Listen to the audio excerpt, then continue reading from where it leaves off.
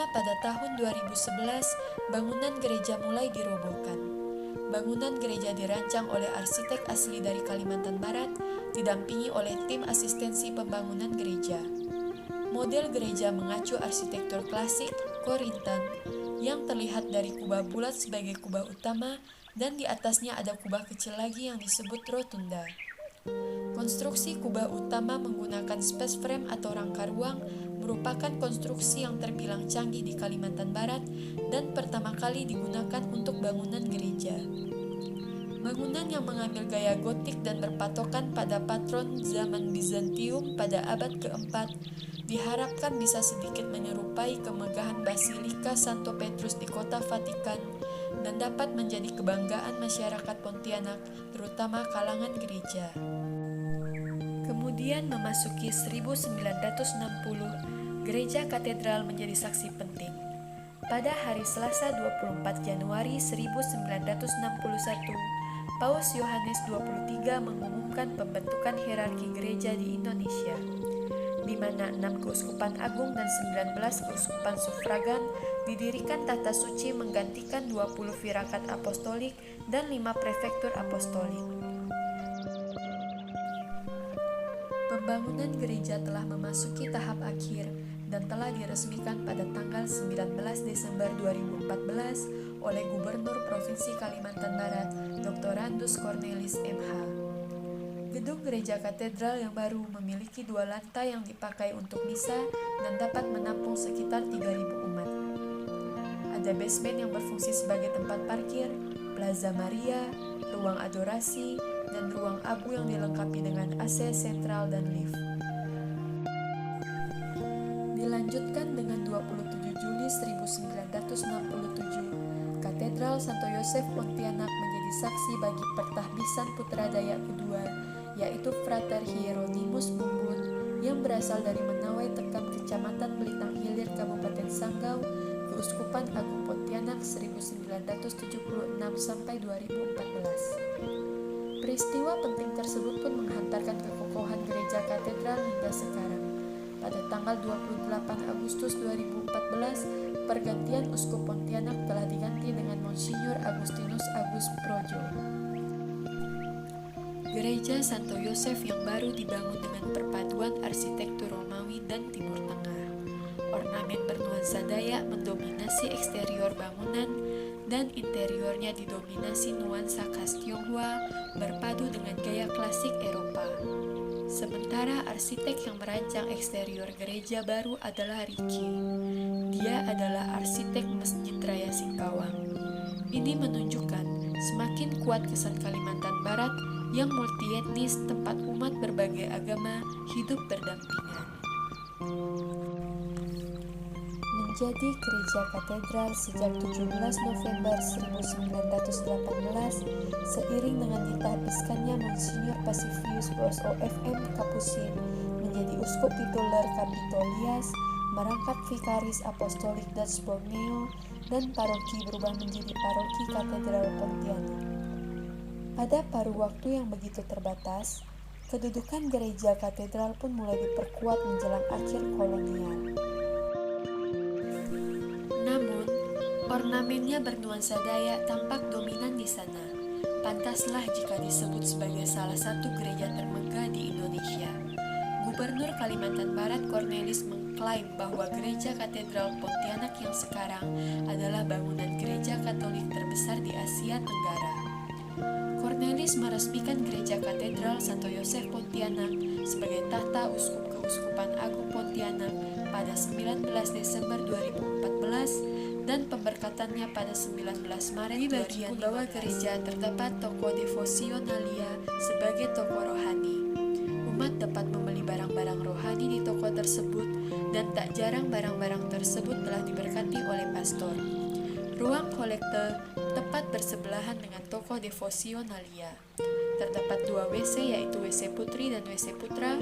Di bagian sebelah kanan terdapat ruang kesehatan untuk tempat istirahat dan pemeriksaan umat jika dalam kondisi sakit. Di sebelahnya terdapat ruang putra-putri altar atau PPA, tempat Tepat di bagian utara terdapat sekretariat gereja katedral yang berfungsi sebagai penyelesaian administrasi gereja dan perizinan penggunaan tempat-tempat bagian gereja. Di bagian utara terdapat sekretariat OMK sebagai perkumpulan orang muda Katolik. Di sebelahnya terdapat ruang dewan pastoral paroki. Subsuku Dayak asli Kalimantan Barat ini mendapatkan kesempatan pewartaan dan menerima agama Katolik dan mendapat kesempatan untuk bersekolah. Kemudian pada tahun 1939, para misionaris Montfortan tiba di Kalimantan Barat dan mengambil alih pelayanan pastoral bagian timur Kalimantan Barat, yaitu Kabupaten Sintang dan Kapuas Hulu. Dan pada 11 Maret 1948, Sintang menjadi prefektur apostolik Sintang. Perkembangan umat Katolik semakin pesat dan pertambahan jumlah tenaga imam atau misionaris tidak memadai. Kabar gembira pun bergaung di Keuskupan Agung Pontianak, begitu cepat merapat ke seluruh pelosok. Pada tahun 1960, Gereja Pontianak memiliki 2.297 orang.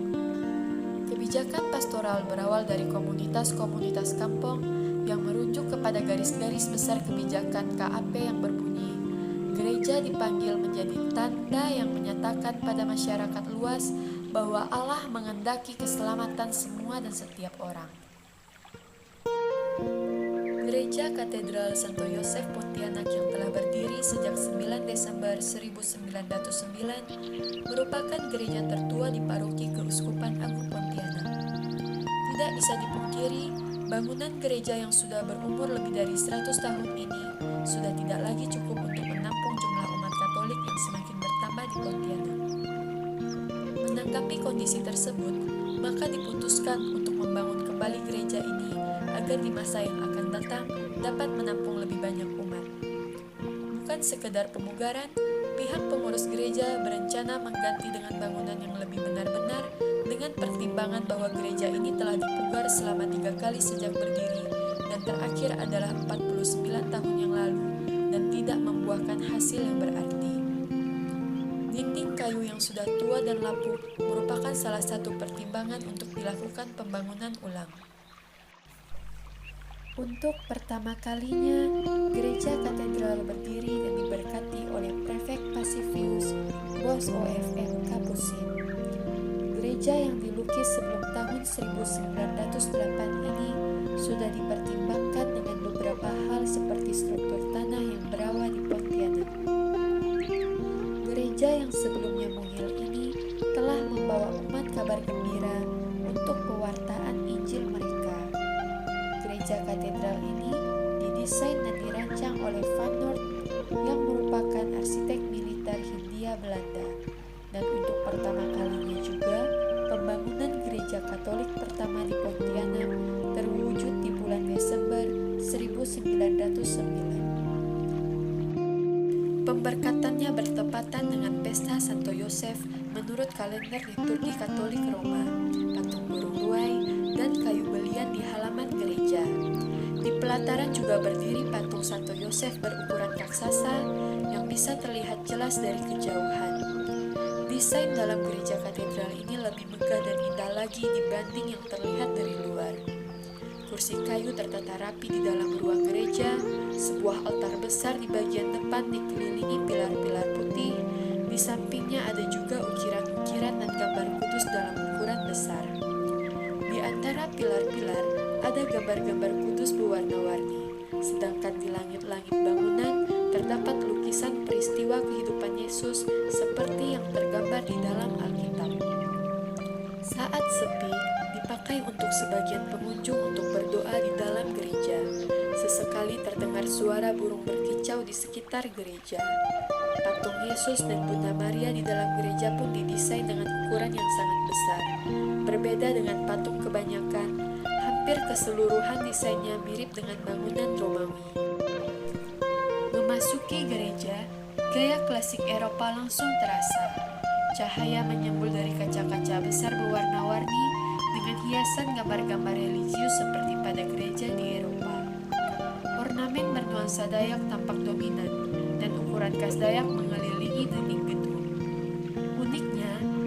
semua barang di dalam gereja adalah baru. Altar dan pintu utama gereja menggunakan kayu berlian yang diambil dari pilar gereja katedral lama untuk mengenang bangunan gereja sebelumnya. Ada juga patung burung ruai dari kayu berlian di halaman gereja. Di pelataran juga berdiri patung Santo Yosef berukuran raksasa.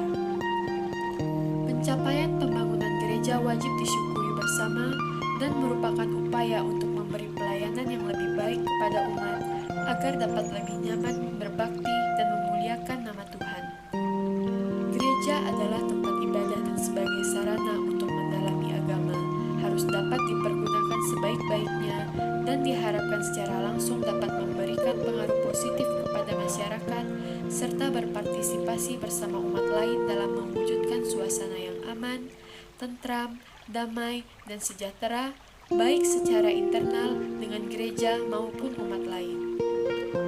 Pemberkatan meriah akan dilaksanakan pada tanggal 19 Maret 2015 yang bertepat dengan Hari Raya Santo Yosef. Gereja Katedral Santo Yosef dibangun dengan perpaduan model desain bangunan Romawi dan Timur Tengah. Sepintas bangunan terkesan mirip dengan Basilika Santo Petrus di Vatikan.